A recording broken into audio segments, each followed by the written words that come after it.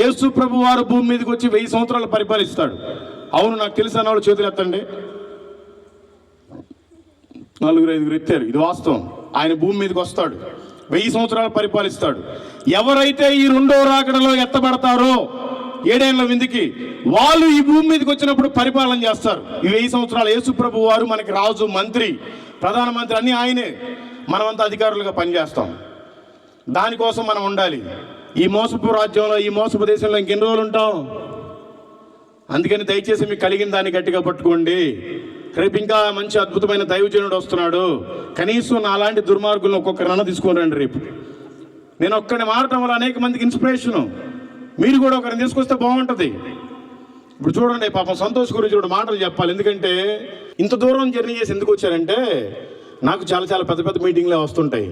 మనం పెద్దవాళ్ళని కేర్ చేయం, మనకు అవసరం లేదు. వాళ్ళంతా కార్పొరేట్ సేవకులు. మనం ఇలాంటి మిషనరీస్ని చూడాలి. ఆయన ఒక మిషనరీ.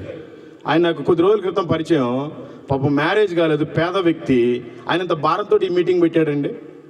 ఎవరు పెడుతున్నారు? ఆయన కసి. ఎక్కడ మీటింగ్ అంటే అక్కడికి వెళ్ళిపోతాడు ఆత్మీయ ఆహారం కోసం. శ్రీకాళహస్తిలో పెడితే శ్రీకాళహస్తి వెళ్ళిపోయాడు.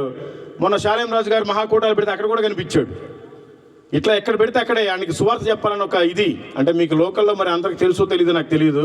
అతని జీలు వేరే. అతను ఒక మిషనరీ లిస్టులో ఉన్నాడు.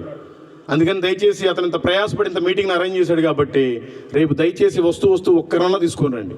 ఇన్ని రోజులు మీరు సువార్త చెప్పలేదుగా, రేపన్నా తీసుకొని రండి. మంచి మాటలు చెప్తారు, మనకి ఆశీర్వాదం వస్తుంది, బ్లెస్సింగ్ వస్తుంది, రక్షణ వస్తుంది. అన్నిటికంటే నరకం నుంచి తప్పించబడతాం అని చెప్పి మంచి మాటలు చెప్పి తీసుకొని రండి రేపు వాళ్ళని.